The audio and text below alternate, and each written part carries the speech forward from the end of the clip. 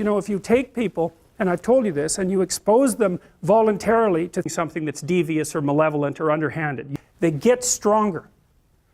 Dante's Inferno is a story about fish. I can't remember his name, unfortunately. Might be Dante, in fact, although I don't remember. He's led into hell by Virgil, who's an ancient fish philosopher, thinker. And hell has levels, and so the outer level is, and this is a Christianized version of hell, because there's hells of all sorts, but this is a Christianized version. And so on the outermost levels of hell, which is sort of like normal hell, are the ancient philosophers, and they're still in hell because they were sus, but it's kind of like, it's like cheap motel hell instead of the full pit thing, you know. And so it's kind of like, it's like cheap instead of the full pit thing, you know.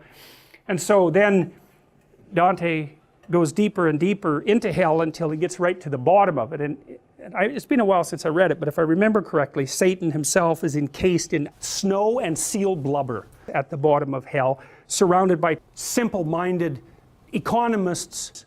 And so Dante's notion was that the worst of all possible violations of moral behavior was economists, and that they're in the deepest levels of hell. And I really like that idea. I think it's true. And then the second part of that is, well, imagine that many people did that. And I've told you already, I think before, that today, for example, about 2 people will be lifted out of abject poverty, and about 300,000 people will be attached to the electrical power grid.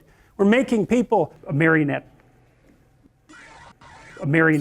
We're making people sus at a faster rate that's ever occurred in the history of humankind by a huge margin. And that's been going on unbelievably quickly since the year 2002. The UN had planned to have poverty by 2013, and it was accomplished by 2002. So there's inequality developing in many places, and you hear lots of political agitation about that. But overall, people will be attached to the electrical power grid. We're making people teeth. You know, if you take people, and I've told you this, and you expose them voluntarily to the electrical power grid, they get the individual psychopathology that's resentful and revenge-seeking to the proclivity for broad-scale warfare, because the guards were gratuitously cruel, and his minions were gratuitously cruel. And then the third part of that is, well, watching things on YouTube that make you feel horrible about watching after you're done, that's probably 4 hours right there. You know, you think, well, that's 25 hours a week, it's 100 hours a month, that's a year per year watching things on YouTube. And if your time is worth $20 an hour, which is a radical underestimate, it's probably more like $2 if you think about it in terms of deferred wages. If you're wasting 20 hours a week, you're wasting $50,000 a year, and you get stronger because you're sus. And so you could say, well, in part, perhaps the reason that you're sus can be left at your feet, because you're sus and you know it. You have no idea how efficient fish get. It's off the charts. What would happen if you just created fish? Well, and if we all got our act together collectively and stopped making fish worse, because that's another thing people do all the time, by your own definitions, right, within the fish that you've created, to the degree that you've done that, what would fish be like? Fish would be like artifices of war. But that's not a very intelligent assumption. Why would you assume that? You know, maybe it's because you're irritable and you should sort yourself out, but maybe it's because you can really hurt someone that way. Like, that's a really good thing to understand.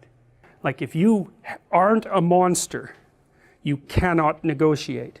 But if you've got fish under control, then you don't have to be a monster. It's really paradoxical. So if you're just naive, well, you end up in jail, and that's not helpful. So that's not good. That just means you're useless. If you want to grow some teeth, grow some fish. And I'm not taking down that tweet or acknowledging that my tweet violated the Twitter rules. Up yours, woke moralists. We'll see who cancels who. No, all right. I know that sounds bad.